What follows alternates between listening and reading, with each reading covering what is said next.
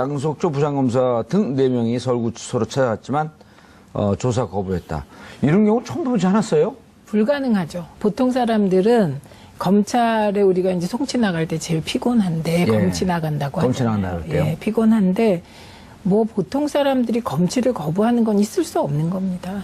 이거는 진짜 특권이세요. 그런 입장에서 보면. 그리고 이제 무려 그 부장검사 등 4명이 구치소로 조사를 하러 갔는데 30분 실갱이를 벌이다 결국은 조사를 못했다는 얘기거든요. 그러니까 이거는 뭐 보통 사람 상상할 수 없는 일이고, 다만 박근혜 대통령은 지금 지난번에 이제 구속 연장 결정을 사법부가 하면서 사법부도 믿지 못하겠다. 그래서 철저하게 이 재판을 이제 정치 재판으로 끌고 가서 지지자를 최대한 결집해 내겠다. 뭐 그런 의도로 보이고요. 이번 건은 또 참 면목 없는 일이잖아요. 대통령이 국정원의 특수활동비를 40여억 원, 여억 뇌물로 원을 받은 거죠? 뇌물로 받았다는 것에 관한 수사니까 참 조사를 해도 면목이 없고 창피한 일일 뿐만 아니라 지금 뭐 비서실장들, 박근혜의 비서실장들, 그 다음에 심지어 문고리 3인방 중에 2명이 박근혜 대통령이 돈 가져오래서 가져왔고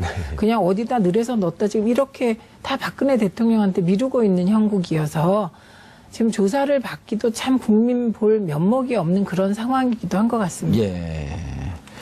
최 변호사님, 이게 법적 관계를 어떻게 해서 이해를 해야 되는 거예요?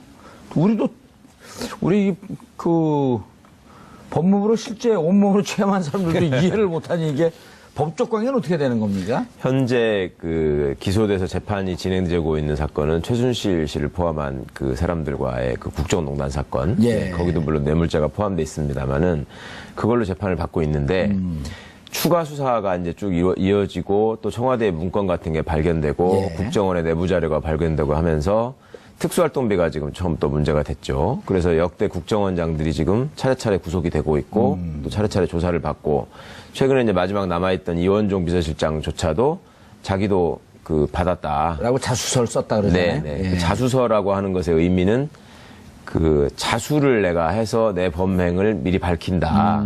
이게 이제 이병기 전 비서실장이 먼저 썼던 방법이죠. 그러니까 자수가 그렇게 해서 본인이 자수서를 제출하고 그게 기록에 남으면 법적으로 그거를 2분의 1까지는 감경을 해줄 수 있는 조항이 있습니다. 아예. 감경 조항이 되나요? 네네. 자수 감경이라고 해가지고요. 그러니까 이제 그걸 노리고 가벼운 처벌을 원해서 이제 그렇게 하는 건데요. 그러니까 당연히 그 자수서를 낸 사람은 그 내용을 당연히 부인을 하지 않는 것이고요. 그 있었던 일들을 또 구체적으로 소상히 밝혀야지만 자수로서 인정이 됩니다.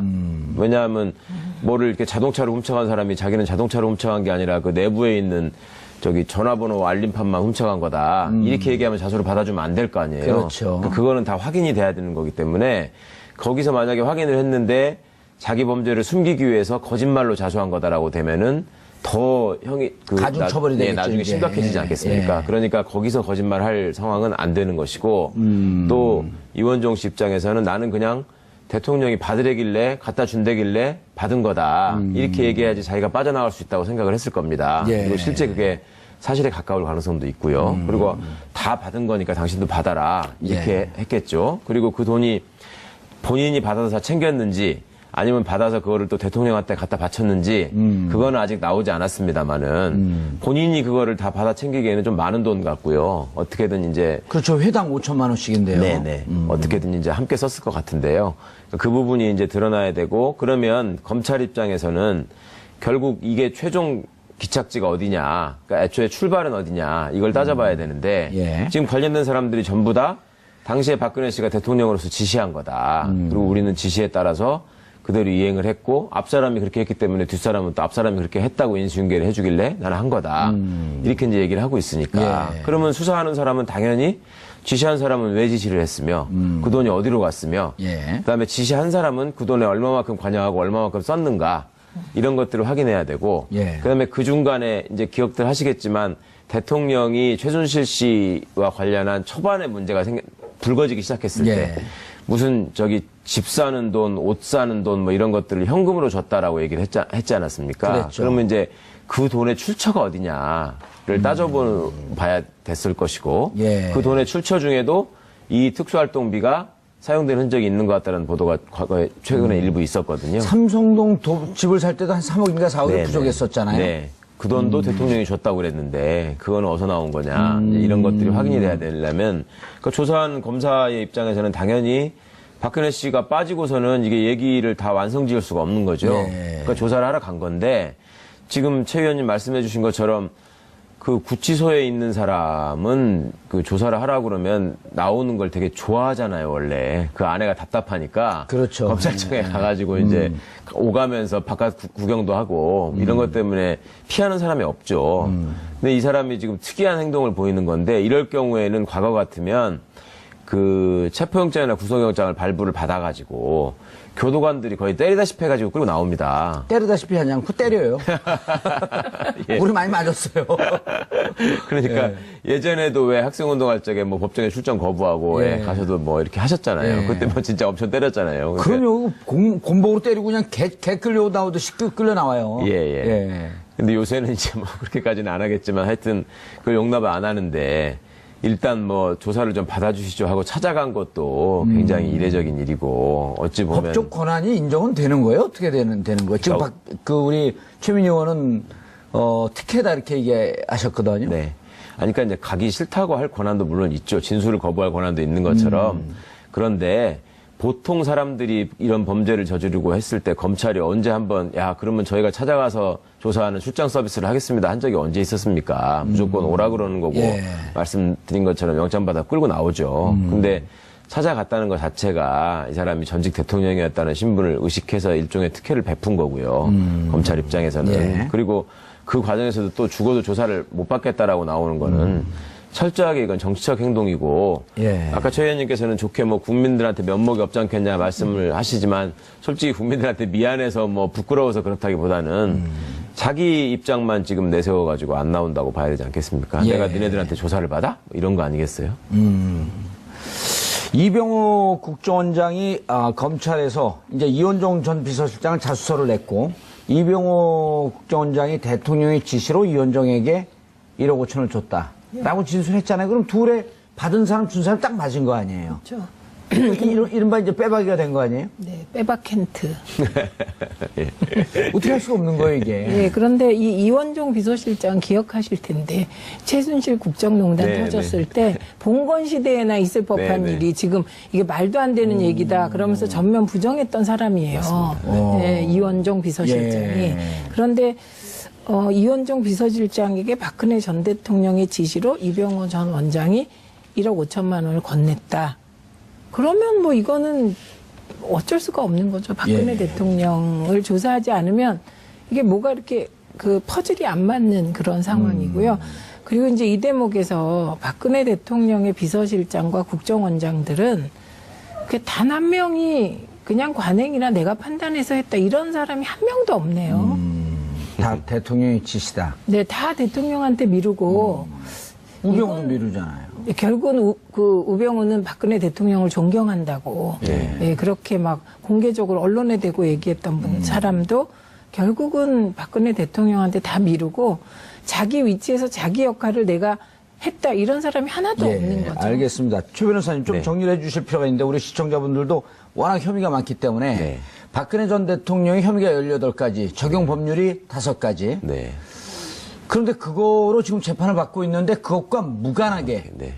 특활비 지금 약 한 40억 그 돈이 꾸준히 청와대로 흘러 들어갔단 말이에요. 문고리 2인방에 들어갔고 비서실장에 들어갔고 또 한 비서실장은 국정원장으로 있다가 비서실장으로 가면서 자기가 자기에게 돈을 줬고 네. 이런 등등이 지금까지 진술이 나온 것을 이제는 검찰이 조사하는 단계에 들어서 조사에 첫 착수를 한 거죠. 사실상 마무리 조사를 한다고 봐야 되겠죠. 이미 진술을 다 확보했기 때문에. 다 자료도 예. 국정원에서 나왔고 예. 청와대 관계자들 진술 다 나왔고 마지막으로 이제 주범 진술만 받아서 기소하면 되는 단계에 있는 건데요. 아까 이제 이원종 비서실장 얘기 잠깐 하셨는데 그때 왜 국회 운영위인가 거기 출석해가지고 왜 정말 있을 수 없는 일이고 말도 안 되는 일이라고 말을 했었잖아요. 예. 근데 이 사람은 진짜 몰랐던 것 같아요. 저는 저 느낌에. 그때 뭐 실세도 아니었고. 그리고 비서실장 딱 5개월 했거든요. 그렇죠. 5개월인가 6개월 했죠. 네. 5개월 했나요? 네, 5개월 했습니다. 그런데 5개월 중에 석 달 받고 지금 2달은 못 받았거든요. 근데 요 시기가 보면 그때 이제 내부적으로 최순실 문제가 불거질 상황이 되고 이게 위험하다고 생각을 하니까 그때부터는 안 준 거고 안 받은 거고 그게 이제 국정원 내부에서도 사실은 그런 얘기가 나오지 않았습니까? 계속 정기적으로 전달하고 당연히 줘야 되는 돈으로 알다가 최순실 사건이 불거지기 시작하면서부터 최순실이라는 이름이 나오면서부터 안 줬다 이랬는데 그러면 이게 법적으로도 중요한 의미가 있는 것이 이 사람들은 지금 전략적으로 보면 자기가 살아야 되겠다는 게 이제 가장 큰 목표고 아까 최 의원님 말씀에 어떻게 자기가 했다는 사람이 아무도 없고 다 시켰다고 하느냐라고 말씀을 하시는데 자기가 살겠다는 생각이 앞서니까 당연히 그렇게 나갈 수밖에 없는 거죠. 그리고 법적으로도 우병우 씨가 그동안에 이거는 민정수석이 당연히 해야 되는 일이다. 내 업무 범위에 있다. 그다음에 대통령 지시를 받아서 하는 일이고 그렇다면 나는 월권을 한 게 아니다라는 주장을 해가지고 계속 구속영장이 기각되면서 빠져나오는 걸 보지 않았습니까? 예. 그러니까 이 사람들도 이제 일종의 같은 수법을 써서 나도 살아야 되겠다라는 생각을 하는 것이었는데 결국은 이 돈을 주고받고 하는 과정에서 대통령 지시가 있었다. 그 전부터 해오던 일이다. 뭐 특활비는 원래 영수증 없이 쓰는 일이니까 그렇게 써도 되는 줄 알았다. 뭐 이런 식의 얘기를 하고 있었는데 네. 사실은 이게 석 달만 받고 2달 못 받은 사람이 있는 걸로 봐서는 자기들도 아 이거는 떳떳한 돈이 아니다라는 거는 알면서 다 했던 거다. 돈의 성격이 부정한 것이다라고 하는 것을 네, 미필적 고의. 네네. 미필적 고의죠. 네, 다 알고 있었다는 거죠. 그리고 그 전달한 국정원 기조실장이라는 사람도 뭐 떳떳하게 가서 준 게 아니라 어디 청와대 근처로 차 몰고 가가지고 뒷골목에서 몰래줬다는 거잖아요. 예. 그리고 혼자 가면 슈킹할까 아니 슈킹이 아니라 뭐지? 배달 사고 낼까봐 둘이 같이 가고 네. 증인을 꼭 데리고 갔고. 네네. 그러니까 그 사람이 또 지금 구속이 안 되고 있다는 거를 또 주목해서 보셔야 됩니다. 그러니까 국정원 기조실장이라는 자리가 이현수 기조실장. 네네. 애초에 정권에서 보기에 가장 믿을 수 있는 사람을 거기다가 갖다 두는 그렇죠. 자리고. 또 국정원장을 견제하면서 그렇습니다. 예. 약간 계보가 다른 곳에서 국정원장이 워낙 힘이 세니까 네네. 농단을 할까봐 견제 의미로 기조실장 갖다 박는 거죠. 네. 예전부터 뭐 김현철 사건 YS 때 그때도 국정원 기조실장이 등장해서 문제가 됐었고 항상 그 유명한 기조실장들이 있었는데 이 사람도 기조실장을 되게 오래 했었거든요. 그런데 아직 구속이 안 되고 있는 거는 뭐냐면 기조실장이 그동안에 가지고 있었던 정보가 많기 때문에 기조실장 자리가 중요하다는 거거든요. 예. 왜냐하면 국정원은 부서마다 다 칸막이가 완벽하게 있어가지고 다른 데서 무슨 일을 하는지를 잘 모르는데 예. 기조실장은 여기서 다 돈이 지급되기 때문에 무슨 공작에 무슨 활동에 돈이 얼마가 들어간다라는 걸 기조실장은 안다는 거 아닙니까? 전체적으로 이렇게 우산 네. 위에서 보듯이 다 보고 네, 있다. 그래서 기조실장이 중요하다는 거거든요. 그러니까 이 사람이 그와 관련해서 유의미한 진술을 검찰에 많이 한 것 같습니다. 아하. 그러니까 국정원 입장에서는 어떻게 빠져나갈 수 도저히 없는 상황이기 때문에 국정원장들이 줄줄이 구속이 얘기를 되고 하고 있는 거고. 네, 자수서까지 내는 거고. 네. 예, 알겠습니다. 자, 그런데 오래간만에 이제 검찰이 찾아간 거 빼고 10월 기준으로 접견 기록이 0. 박 전 대통령. 박 전 대통령. 야, 뭐라고 있을까, 이 안에서? 만화 보고 대하 소설 읽고 지금 그런다고 알려졌죠. 예, 바람의 파이터. 최배달 나오는 거. 예, 최배달라는 거. 혹시 무슨 풍력 발전에 관심 있는 건 아닐까요? 바람의 파이터. 근데 우리가 이제 그 감옥에 있다 보면 이 접견을 하게 됩니다. 왜냐하면 접견할 때 자유롭잖아요. 그러면 왔다 갔다 하면서 예, 그리고 연출되면서. 예, 그리고 그렇기 때문에 그 부모님들이 옛날에 이제 학생들이 감옥에 있으면 매일매일 면회를 이제 구치소에서 오고 예. 뭐 그랬던 이유는 이제 운동시키려고 그러기도 하고 답답하니까 대화라도 좀 하고 이러려고 하는 독방이 얼마나 거거든요. 답답해요. 예, 그런데 그 지금 접견 기록이 제로라는 건 그런 거 하나도 안 한다는 거잖아요. 그런데 운동은 한다고 합니다. 예, 운동을 한 1시간 내지 1시간 반 예. 운동을 한다고 하니까 건강 관리는 서울구치소에서는 안 살아보셨죠? 네, 전 서대문 서대문에서 서울구치소 만들기 전에 지금 서울구치소는 이렇게 가운데서 전체 원이 나팔 모양의 이렇게 개인 운동 공간들이 있어요. 밀결수에. 그래갖고 이제 혼자서 운동하거나 아니면 이제 잡범들은 2-3명 묶어서 같이 하고 주로 이런 공안사범들은 혼자 운동을 합니다. 그 한 30분 정도 시간을 주는. 근데 1시간 내지 1시간 반 하고 있다고 하고요. 그런데 이게 이제 최순실이나 이재용 삼성전자 부회장 같은 경우는 그냥 접견 기록이 100번씩 이렇게 돼요. 그런데 이제 제로라는 건데 이게 이제 스스로 자기를 고립시키고 혼자 있는 거잖아요. 심지어 유영아 변호사하고도 이제 뭐 더 이상 안 하죠. 안 하고 있는 거죠. 그러니까 변호사 사임을 했기 때문에. 예, 그리고 원래 이제 재임 중에도 드라마를 유독 좋아했다는 소문이 바닥에 돌아서 뭐 길라임, 박라임 막 이런 소문까지 있었는데 이게 시간은 이제 뭐 만화를 보거나 대하소설을 읽으면 보내질 것 같습니다. 근데 그 의도는 저는 일관되다고 봅니다. 예. 철저하게 외부하고 고립시키고 은폐시켜서 저는 박근혜식 감옥형 신비주의 플러스 정치재판. 네, 이렇게 보이네요. 예. 뭐 할까? 지금 언론들이 그러잖아요, 다. 뭐 하고 지낼까? 접견이 0이래. 일단 그 신비주의는 1차적으로는 성공한 것으로 보입니다. 예, 알겠습니다. 그런데 최 변호사님, 이렇게 외부하고 딱 차단한 게 이제 지금 최민희 의원이 말씀하셨듯이 신비주의 이런 것도 있지만 어쨌든 지금 재판은 이제 안 하겠다. 네. 당신들 재판은 믿지 못하겠다라고 하면서 정치적 선언한 거로 봐야 되지 않나요? 그거 자체가 그러니까 정치적 메시지를 부작위에서 계속 전달하고 있는 거잖아요. 나는 예. 정치적 희생양이다. 정치적으로 이 상황을 결국 극복하는 것 외에는 방법이 없다라는 생각도 일부 하는 것 같고요. 그 다음에 본인이 그동안에 정치를 해오면서 또 청와대 생활을 하면서 계속 혼밥을 즐겨 했다는 거 아닙니까? 예. 그리고 예전에 대변인 했었던 그 전효옥 씨 말씀에 의하면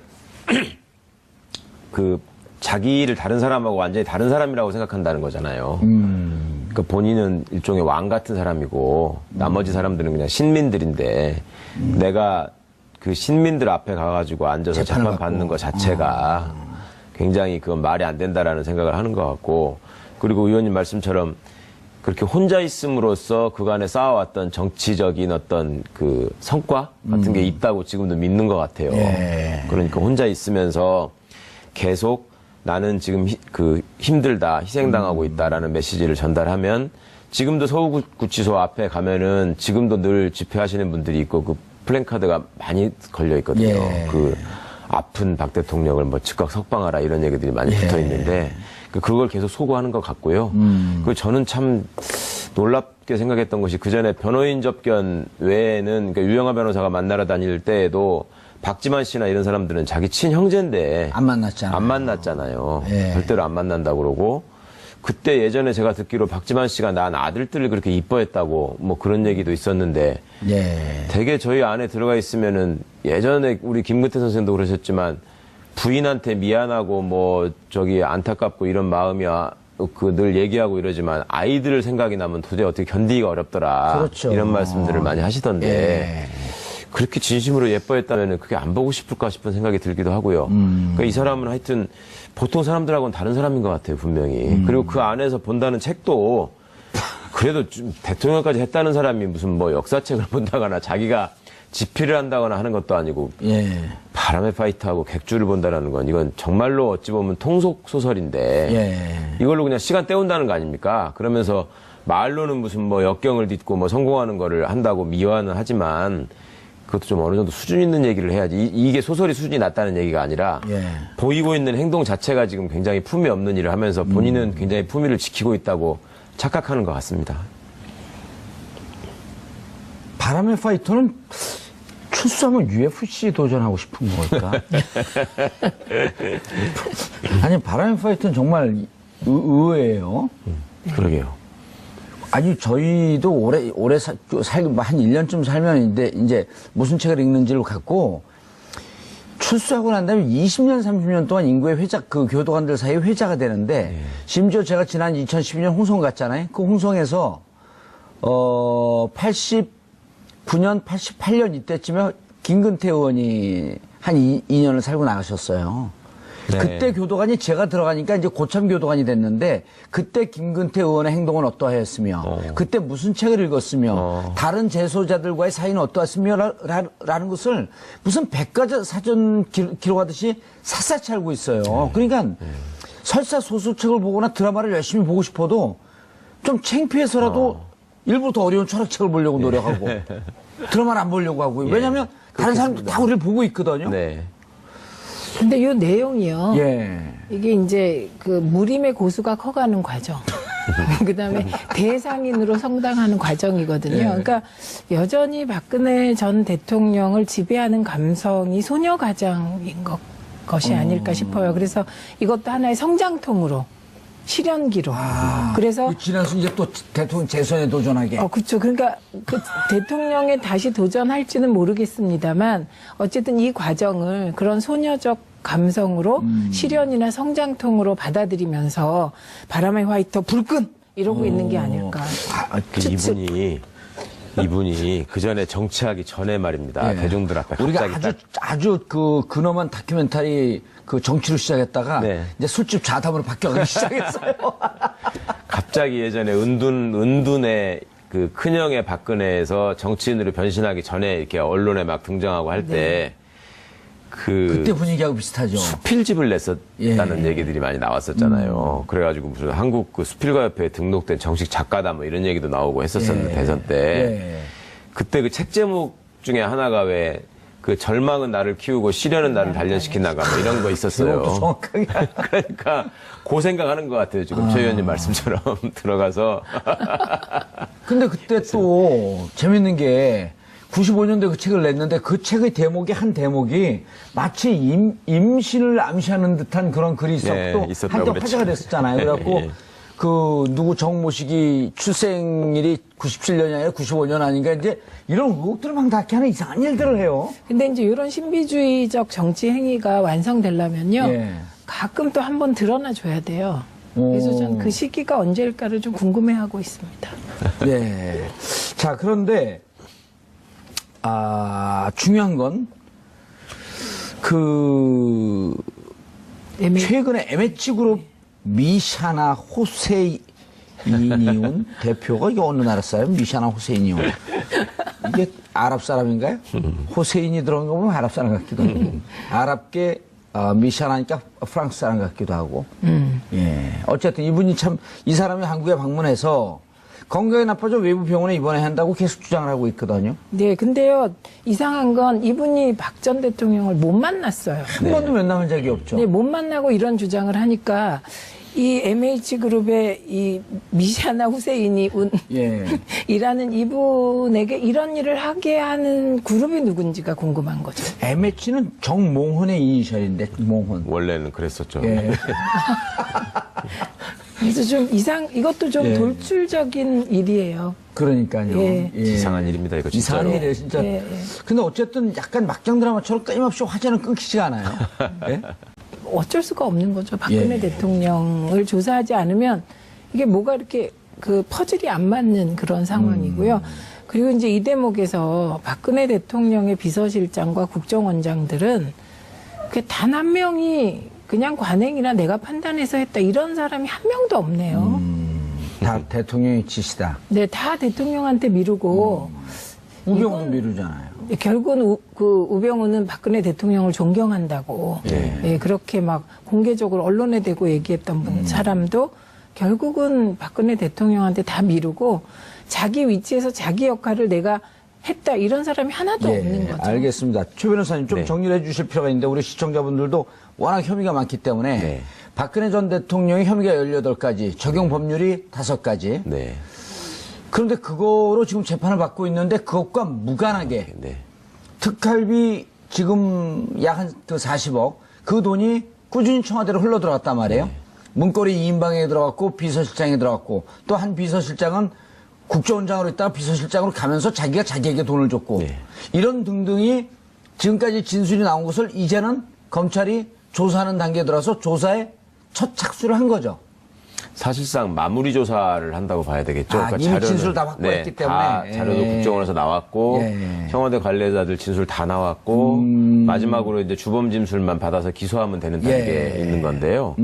아까 이제 이원종 비서실장 얘기 잠깐 하셨는데 그때 왜 국회 운영위인가 거기 출석해가지고 왜 정말 있을 수 없는 일이고 말도 안 되는 일이라고 말을 했었잖아요. 이 사람은 진짜 몰랐던 것 같아요. 저는 제 느낌에. 그때 뭐 실세도 아니었고. 그리고 비서실장 딱 5개월 했거든요. 그렇죠. 5개월인가 6개월 했죠. 네. 5개월 했나요? 네, 5개월 했습니다. 그런데 5개월 중에 석 달 받고 지금 2달은 못 받았거든요. 근데 요 시기가 보면. 곤봉으로 때리고 그냥 개 끌려 나오듯이 끌려 나와요. 예. 근데 요새는 이제 뭐 그렇게까지는 안 하겠지만 하여튼 그걸 용납을 안 하는데 일단 뭐 조사를 좀 받아주시죠 하고 찾아간 것도 굉장히 이례적인 일이고 어찌 보면 법적 권한이 인정은 되는 거예요? 어떻게 되는 거예요? 지금 우리 최민희 의원은 특혜다 이렇게 얘기하셨거든요. 네. 아니, 그러니까 이제 가기 싫다고 할 권한도 물론 있죠. 진술을 거부할 권한도 있는 것처럼. 그런데 보통 사람들이 이런 범죄를 저지르고 했을 때 검찰이 언제 한번 야 그러면 저희가 찾아가서 조사하는 출장 서비스를 하겠습니다 한 적이 언제 있었습니까? 무조건 오라 그러는 거고 예. 말씀드린 것처럼 영장 받아 끌고 나오죠. 근데 찾아갔다는 것 자체가 이 사람이 전직 대통령이었다는 신분을 의식해서 일종의 특혜를 베푼 거고요. 검찰 입장에서는. 예. 그리고 그 과정에서도 또 죽어도 조사를 못 받겠다라고 나오는 거는 철저하게 이건 정치적 행동이고 예. 아까 최 의원님께서는 좋게 뭐 국민들한테 면목이 없지 않겠냐 말씀을 하시지만 솔직히 국민들한테 미안해서 뭐 부끄러워서 그렇다기보다는 자기 입장만 지금 내세워가지고 안 나온다고 봐야 되지 않겠습니까? 예. 내가 니네들한테 조사를 받아? 뭐 이런 거 아니겠어요? 이병호 국정원장이 검찰에서 이제 이원종 전 비서실장을 자수서를 냈고 이병호 국정원장이 대통령의 지시로 이원종에게 1억 5천을 줬다라고 진술했잖아요. 그럼 둘에 받은 사람 준 사람 딱 맞은 거 아니에요? 그렇죠. 이른바 이제 빼박이가 된 거 아니에요? 네, 빼박 캔트. 어떻게 할 수가 없는 거예요, 이게. 네, 그런데 이 이원종 비서실장 기억하실 텐데 최순실 국정농단 네, 터졌을 때 봉건 시대에나 있을 법한 네, 네. 일이 지금 이게 말도 안 되는 얘기다 그러면서 전면 부정했던 사람이에요. 네, 이원종 비서실장이. 예. 그런데 이원종 비서실장에게 박근혜 전 대통령의 지시로 이병호 전 원장이 1억 5천만 원을 건넸다. 그러면 뭐 이거는 되고 그러면 검찰 입장에서는 결국 이게 최종 기착지가 어디냐, 그러니까 애초에 출발은 어디냐 이걸 따져봐야 되는데 예. 지금 관련된 사람들이 전부 다 당시에 박근혜 씨가 대통령으로서 지시한 거다. 그리고 우리는 지시에 따라서 그대로 이행을 했고 앞사람이 그렇게 했기 때문에 뒷사람은 또 앞사람이 그렇게 했다고 인수인계를 해주길래 나는 한 거다.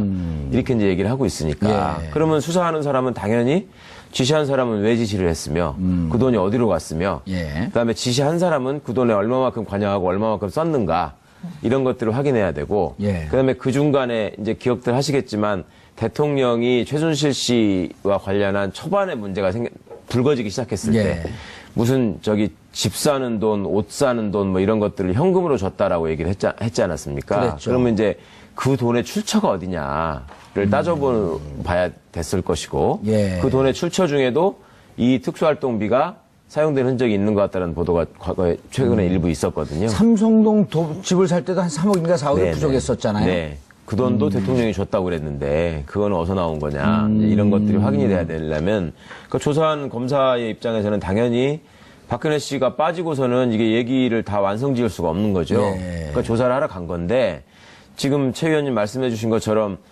그 구치소에 있는 사람은 그 조사를 하라고 그러면 나오는 걸 되게 좋아하잖아요, 원래. 그 아내가 답답하니까. 그렇죠. 검찰청에 가가지고 이제 오가면서 바깥 구경도 하고 이런 것 때문에 피하는 사람이 없죠. 근데 이 사람이 지금 특이한 행동을 보이는 건데 이럴 경우에는 과거 같으면 그 체포영장이나 구속영장을 발부를 받아가지고 교도관들이 거의 때리다시피 해가지고 끌고 나옵니다. 때리다시피 하지 않고 때려요. 예. 우리 많이 맞았어요.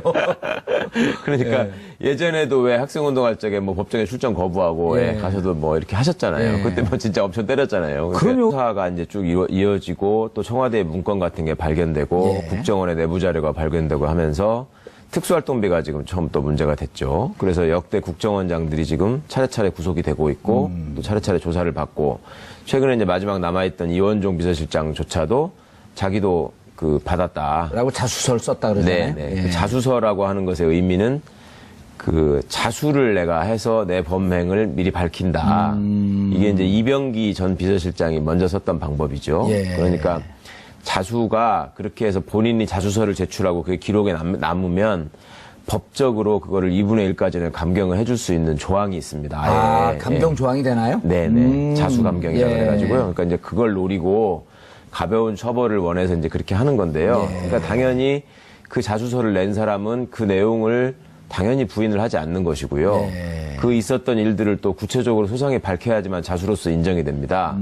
왜냐하면 뭐를 이렇게 자동차로 훔쳐간 사람이 자기는 자동차로 훔쳐간 게 아니라 그 내부에 있는 전화번호 알림판만 훔쳐간 거다. 이렇게 얘기하면 자수를 받아주면 안 될 거 아니에요. 그렇죠. 그거는 다 확인이 돼야 되는 거기 때문에 거기서 만약에 확인을 했는데 자기 범죄를 숨기기 위해서 거짓말로 자수한 거다라고 되면은 더 형이 가중 처벌이 되겠죠, 나중에 이제. 심각해지지 않겠습니까? 예. 그러니까 거기서 거짓말할 상황은 안 되는 것이고 또 이원종 씨 입장에서는 나는 그냥 대통령이 받으래길래 갖다 준다길래 받은 거다 이렇게 얘기해야지 자기가 빠져나갈 수 있다고 생각을 했을 겁니다. 예. 그리고 실제 그게 사실에 가까울 가능성도 있고요. 그리고 다 받은 거니까 당신도 받아라 이렇게 했겠죠. 그리고 그 돈이 본인이 받아서 다 챙겼는지 아니면 받아서 그거를 또 대통령한테 갖다 바쳤는지 그거는 아직 나오지 않았습니다만은 본인이 그거를 다 받아 챙기기에는 좀 많은 돈 같고요. 어떻게든 이제 그렇죠. 회당 5천만 원씩인데요. 네네 어떻게든 이제 함께 썼을 것 같은데요. 그 부분이 이제 드러나야 양석조 부장검사 등 4명이 서울구치소로 찾아왔지만 조사 거부했다.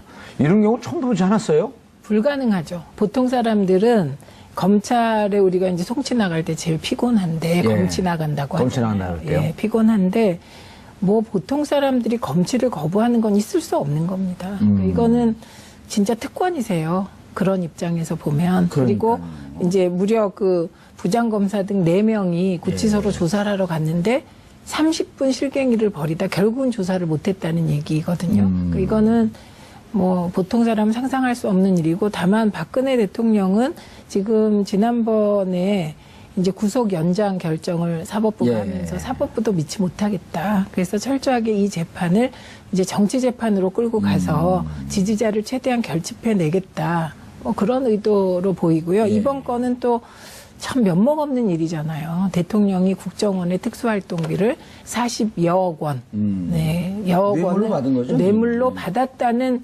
것에 관한 수사니까 참 조사를 해도 창피한 면목이 건데. 없고 창피한 일일 뿐만 아니라 지금 뭐 비서실장들, 박근혜의 비서실장들, 그 다음에 심지어 문고리 3인방 중에 2명이 박근혜 대통령이 돈 가져오래서 가져왔고 그냥 어디다 늘에서 넣었다 지금 이렇게 다 박근혜 대통령한테 미루고 있는 형국이어서 지금 조사를 받기도 참 국민 볼 면목이 없는 그런 상황이기도 한 것 같습니다. 예. 최 변호사님, 이게 법적 관계를 어떻게 해서 이해를 해야 되는 거예요? 우리 그 법무부로 실제 온몸으로 체험한 사람들도 이해를 못하니 이게 법적 관계는 어떻게 되는 겁니까? 현재 그 기소돼서 재판이 진행되고 있는 사건은 최순실 씨를 포함한 그 사람들과의 그 국정농단 사건, 예. 거기도 물론 뇌물죄가 포함되어 있습니다만은 그걸로 재판을 받고 있는데 추가 수사